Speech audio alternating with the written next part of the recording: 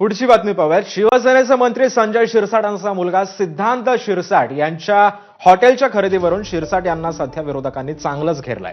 सिद्धांत यांचं उत्पन्न काय आहे, कंपनी कधी स्थापन झाली, असा सवाल आता विरोधी पक्षनेते अंबादास दानवेंनी केलाय।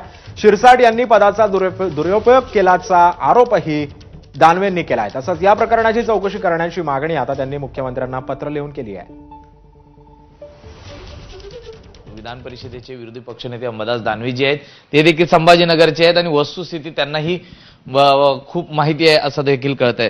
साहेब, काय सांगाल, हा जो हॉटेलचा व्यवहार आहे ज्याच्यावरनं काल संजय राऊतांनी ताशेरे ओढलेले आहेत, मोठ्या प्रमाणात भ्रष्टाचार झालेला आहे, 67 कोटींचं हॉटेल शिरसाट विकत घेत असल्याचं सांगितलं जातंय।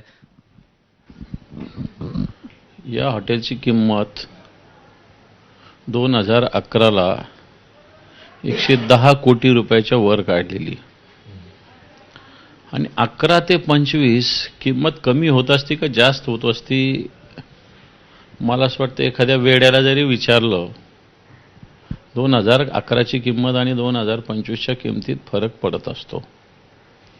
110 कोटी 11ला असताना 2025ला त्याची किंमत आता 67 कोटी, 47 कोटी आणि 16 कोटी अशी काहीतरी झालेली आहे।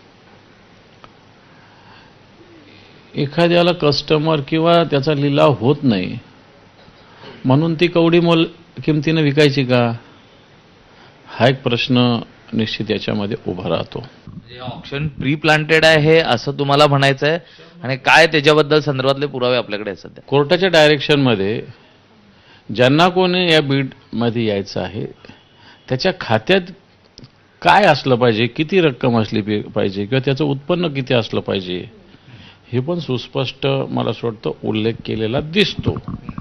आता संजय शिरसाट काल परवा बोलले की याच्यात 5 पार्टनर आहेत या कंपनीत। माझं म्हणणं आहे त्यांना खुलं आव्हान आहे की त्यांनी 5 पार्टनरचे नाव डिक्लेअर करावे, सांगावे कोणते, आणि ही कंपनी जी आहे कधी रजिस्ट्रेशन झाली सांगावे आणि झाली का नाही झाली हेही सांगावं। संजय शिरसाट परवा बोलले ते खोटं बोलतात, ठासून बोलतात आणि म्हणून माझं शांततेत त्यांना चॅलेंज आहे की 5 पार्टनर कोण आणि ह्या 5ची आर्थिक स्थिती काय। कुठेतरी मिसयूज केला जातोय का, किंवा मंत्रींची जी पॉवर आहे, पालकमंत्रीपद आहे, त्याचा कुठेतरी मिसयूज केला जातोय का?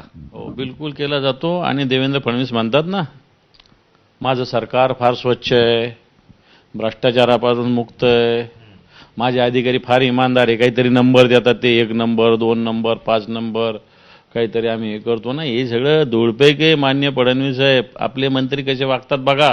महसूल खात्याच्या यंत्रणेचा मिसयूज मी बावनकुळे साहेबांनाही पत्र लिहिलं, देवेंद्र फडणवीसांनाही पत्र लिहिलं, अजून दखल घेतली नाही।